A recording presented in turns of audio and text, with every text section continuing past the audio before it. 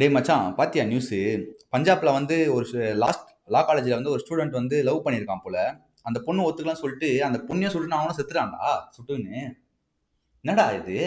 நான் இது தப்பா தப்பு இல்லையா? அந்த பொண்ணு நானே லவ் இப்பதான் பாக்குறேன் நியூஸ். அக்செப்ட் பண்ணிட்டு அந்த பொண்ணை சுட்டியடா. என்னடா இது? ஆனா பாவம்டா எப்பா அப்பா வீடியோ பாடுறா. ச்சே என்னடா இது என்னடா அசால்ட்டா போட்டு போறான்? எனக்கு புரியல. சாவ வழங்க ஒரு உயிர் சின்ன வயசுல இருந்து படிக்க வச்சு கஷ்டப்பட்டு படிக்க வச்சு குளிக்க வச்சு உங்களை எல்லாரையும் அனுப்புனா அந்த பொண்ணு லவ் அக்செப்ட் பண்ணலையா? வேற பொண்ணை பாரு, நீ உங்க லைஃப பாரு.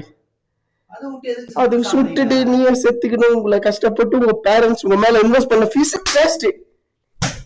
நடக்குதுங்க. படிக்கடா பச்சை லைஃப பாருங்கடா. லைஃப பாருங்கடா. எதுக்குடா உங்களுக்கு இதெல்லாம்?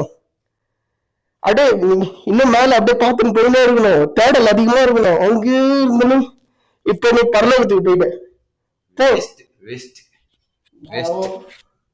ஒன்னே ஒன்னா லவ் பண்றீங்களா? அந்த பொண்ணு ஒத்துக்கலையா? டீசெண்டா வேற பொண்ணை பாத்துட்டு போங்க. உலகத்துல பொண்ணா இல்ல, இந்தியால பில்லியன் கணக்குல இருக்குடா பொண்ணுங்க. அந்த பொண்ணு ஒத்துக்கணும் வேற பொண்ணு. அதை விட்டு எதுக்கு இந்த மாதிரி அந்த பொண்ணை சொல்லிட்டு நீயும் செத்துட்ட வேஸ்டா? சாவதுனா நீ சாவிடா லவடா. நீ சாவிடா. அந்த பொண்ணை வாழ்க்கை எதுக்குடா கெத்த?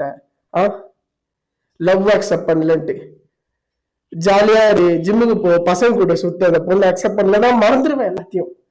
அதை விட்டுக்குன்னு சுட்டுக்குன்னு. பில்லியன் கணக்குல இருக்குதுடா இந்தியால பொண்ணுங்க.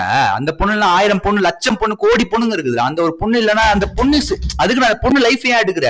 உங்க லைஃப் எடுத்துக்கலாம் அதுக்குன்னு. அந்த பொண்ணு லைஃப் ஏன் என்ன பண்ணுச்சு? அந்த பொண்ணு எந்த பாவமே பண்ணல. லவ் ஒத்துக்கலன்னா செத்துடணுமா? அப்படின்னா இந்தியால அப்போ எப்படா எப்படா டேய் அநியாயமா இருக்குதுடா நீங்க.